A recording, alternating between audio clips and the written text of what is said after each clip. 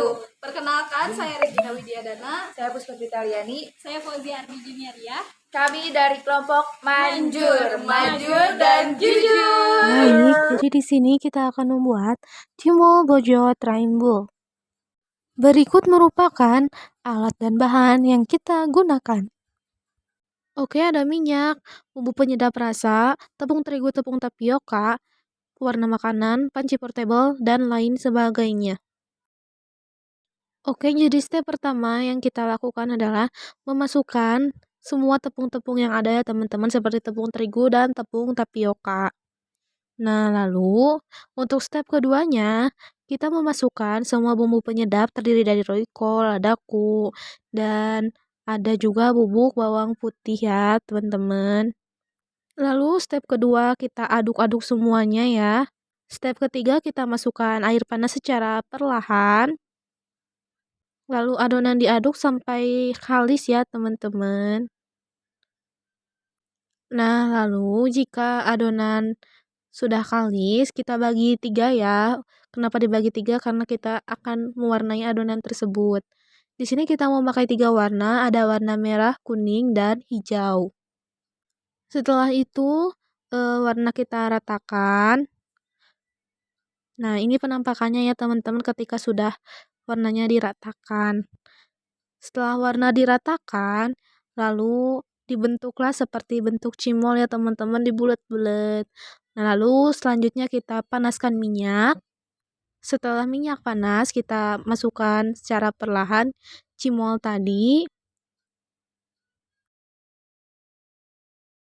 Kita diamkan sekitar 5 menit sampai belebeb-belebeb seperti ini ya. Nah, ketika sudah matang, kita tiriskan terlebih dahulu untuk mengurangi minyaknya ya teman-teman. Lalu setelah ditiriskan, kita beri bumbu penyedap ya, seperti bon cabe dan ditambahkan royco ya teman-teman. Jadi seperti bumbu bojot begitu. Diaduk-aduk sampai merata. Setelah diaduk sampai merata, kita langsung masukkan ke dalam kemasan ya teman-teman. Seperti yang ada di video begitu. Oke, alhamdulillah produk sudah jadi dan siap untuk dipasarkan. Tada! Cimol Bojot Rainbow jadi. Baik, sekarang kita masuk ke laporan keuangan dari kelompok Manjur atau kelompok Maju dan Jujur. Berikut merupakan daftar alat dan bahan yang kita gunakan dalam pembuatan Cimol Bojot Rainbow. Yang pertama ada daftar bahan. Yang pertama ada bahan baku, terdiri dari tepung terigu, tepung tapioka, penyedap rasa, pewarna makanan, dan minyak. Adapun bahan penolongnya yaitu bon cabe. Dan selanjutnya ada daftar alat terdiri dari mangkuk, panci listrik portable, piring plastik, capitan, dan mangkuk plastik. Selanjutnya ada penjelasan dari produk ini. Produk ini merupakan produk makanan yang cukup populer di kalangan masyarakat. Jadi yang di kalangan masyarakat yang populernya itu kayak Cimol Bojotnya ya teman-teman. Nah, produk ini dinamakan Cimol Bojot Rainbow karena dalam proses pembuatannya, cimol ini diberi pewarna makanan sehingga dapat menarik perhatian konsumen begitu ya. Setelah itu diberi bumbu bojot. Nah, untuk laporan keuangannya, yang pertama ada persamaan dasar akuntansi. Setelah kita ketahui bahwa persamaan dasar akuntansi terdiri dari harta sama dengan hutang plus modal. Nah, harta terdiri dari kas, peralatan, dan perlengkapan. Kas kita sebesar 5.000, peralatan sebesar 5.000, dan perlengkapan sebesar 15.000. Maka modal yang kita peroleh adalah 25.000. Dan selanjutnya ada perhitungan harga pokok produksi. Misal dalam taksiran biaya dalam satu kali produksi sebesar 25.000. Dan jumlah produk yang dihasilkan sebesar 6 pieces. Maka taksiran harga satuannya adalah 25.000 dibagi 6 sama dengan 4.200. Nah, lalu ada laba unit yang diinginkan. Nah, untuk menghitung laba, misal laba yang kita inginkan sebesar 50%, Maka kita masukkan dulu harga satuannya sebesar 4.200 dan laba sebesar 50% ini dikali dengan biaya satuan menghasilkan 2.100. Nah, 2.100 ini adalah laba yang kita peroleh ya. Lalu untuk harga jualnya 4.200 ditambah 2.100 sama dengan 6.300. Nah, si 6.300 ini merupakan taksiran harga jual dari produk Simo Bojot ini ya. Lalu ada menghitung biaya produksi.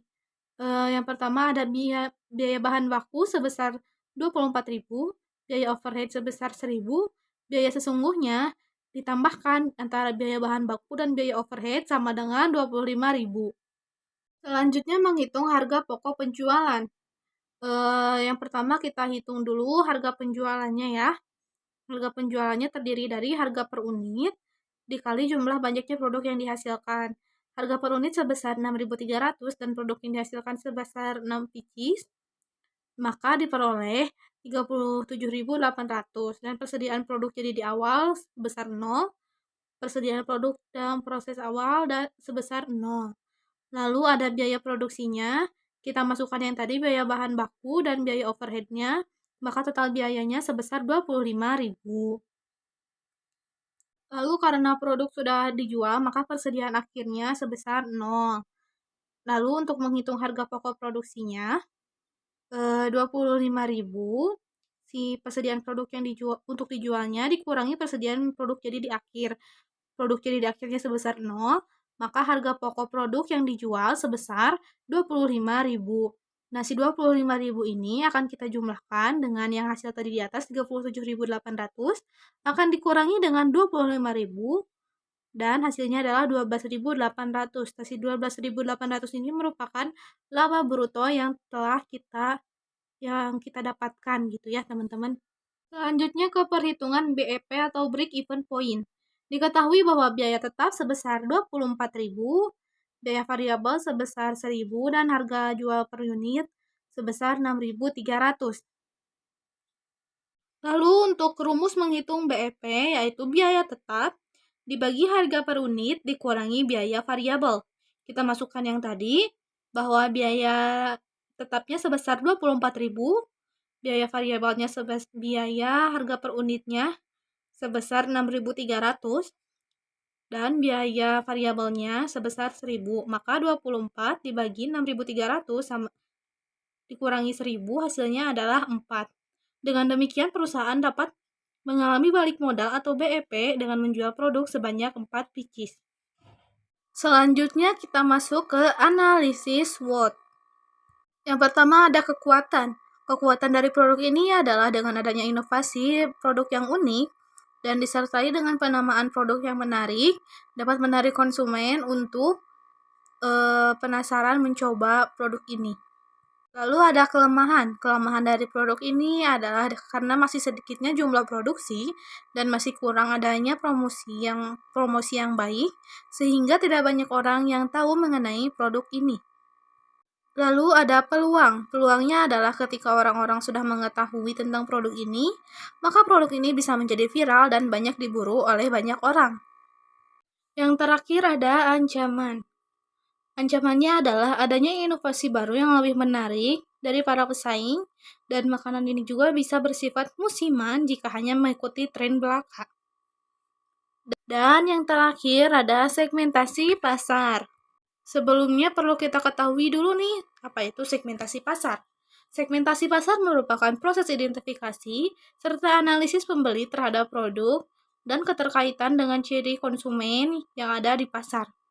Segmentasi pasar yang kita gunakan adalah segmentasi perilaku, di mana telah kita ketahui bahwa masyarakat kita selalu tertarik dan penasaran akan hal yang baru.